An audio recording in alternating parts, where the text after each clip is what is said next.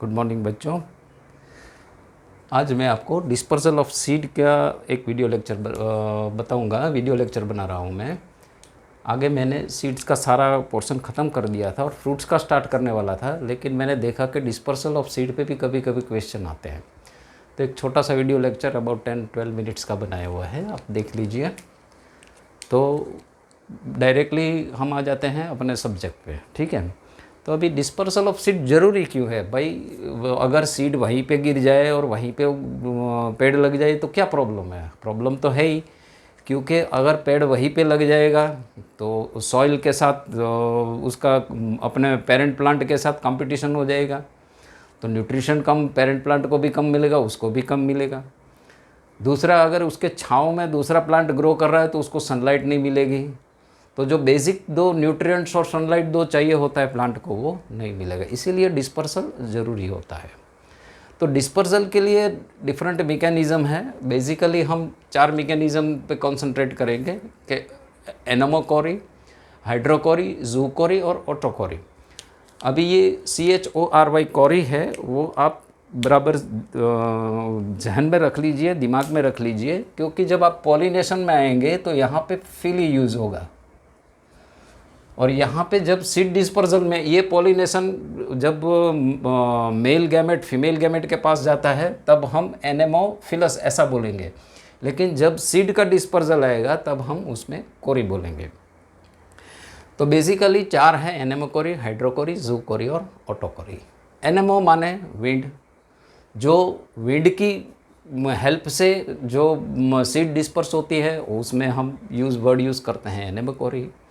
जो पानी का हेल्प से सीड डिस्पर्स होता है तो हाइड्रोकोरी। अगर एनिमल्स यूज़ होते हैं, अगर एनिमल का नेचर यूज़ कर लेती है उसको डिस्पर्स करने के लिए, तो जूकोरी। ऑटोकोरी माने अपने आप। तो हम आ जाते हैं एनेमोकोरी पे। तो एनेमोकोरी में उसका सीड का कुछ स्पेशल स्ट्रक्चर होना चाहिए, मतलब अगर उसकी स्पेशल कैरेक्टरिस्टिक होनी चाहिए। तो पहले तो ये लाइट वेट होना चाहिए, तभी तो दूर जा पाएगा और विंड के साथ जा पाएगा। तो लाइट वेट में जैसे ऑर्किड है, ऑर्किड के बीज स्मॉलेस्ट बीज है ऑर्किड के, इसके सीड स्मॉलेस्ट रहते हैं और बहुत लाइट रहते हैं, पाउडरी, बेसिकली पाउडरी होते हैं और दूर तक जा सकते हैं हवा के साथ। दूसरा, इसके साथ विंड स्ट्रक्चर भी हो सकता है। आप सांभर खाते हैं, इसमें डालते हैं क्या? ड्रमस्टिक डालते हैं। ड्रमस्टिक को हम क्या बोलते हैं? मोरिंगा। मोरिंगा की जो सीड होती है उसमें ऐसे एक विंग्ड लाइक स्ट्रक्चर रहता है, जिसकी वजह से वो हवा में बहुत ज़्यादा टाइम रह सकता है। दूसरा, सिंकोना भी की सीड भी इस तरह की ही होती है, कोई चिंकोना बोलता है, कोई सिंकोना बोलता है इसको। फिर पैराशूट मैकेनिज्म।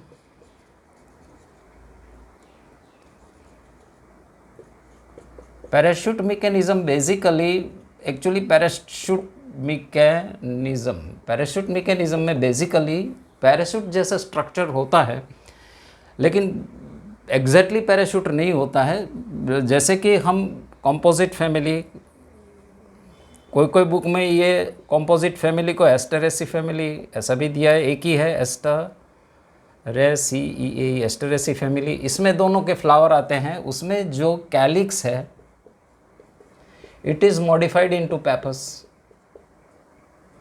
और पेपस है वो सीड के ऊपर इस तरह से आ जाते हैं। तो ये जो पेपस है ये एक पैराशूट मैकेनिज्म की तरह वर्क करते हैं और ग्लाइड करके दूर लेके जा सकते हैं। फिर उसमें हेयर्स या फाइबर्स होते हैं, जैसे कॉटन है, तो ये हेयर के साथ ऐसे सीड बीच में रहती है और ये फाइबर होता है, तो इसके साथ वो विंड के साथ ये उड़ के दूर तक जा सकती है। ये फाइबर हम यूज़ करते हैं हमारे क्लोथ, कॉटन में वगैरह में।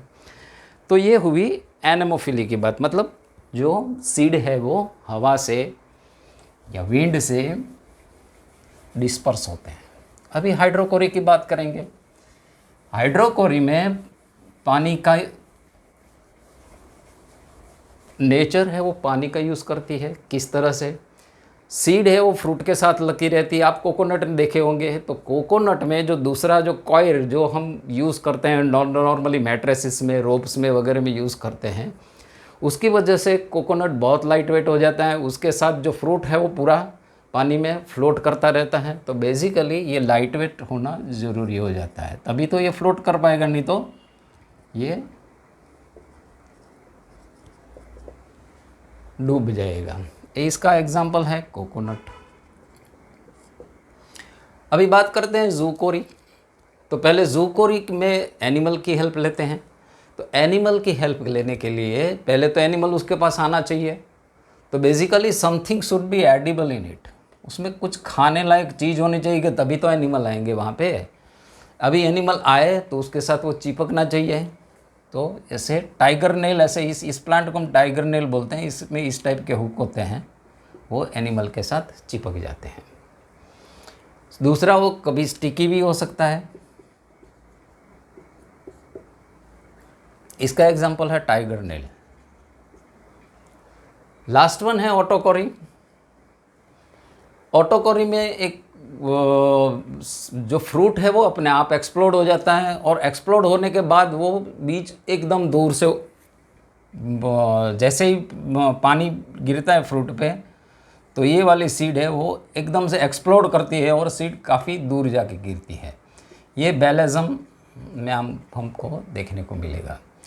तो ये बेसिक डिस्पर्सल ऑफ सीड है। कभी कभी ये एनेमोकोरी में सेंसर मैकेनिज़्म भी ले लेते हैं कि ये जो पॉपी प्लांट है, पॉपी प्लांट में ये जो डंडा होता है नीचे वाला वो काफ़ी लंबा होता है, यहाँ पे होल आ जाते हैं, और ये हवा की एयर की वजह से ये इस तरह से वेव करती है और यहाँ से सीड आके काफ़ी दूर तक जाते हैं। तो इसको बोलते हैं सेंसर मैकेनिज़्म, जो कि कभी एनेमोकोरी में होती है। तो ये है डिस्पर्सल ऑफ सीड। अभी नेक्स्ट टाइम हम फ्रूट्स में जाएंगे। Thank you very much. मिलते हैं अगले वीडियो लेक्चर में।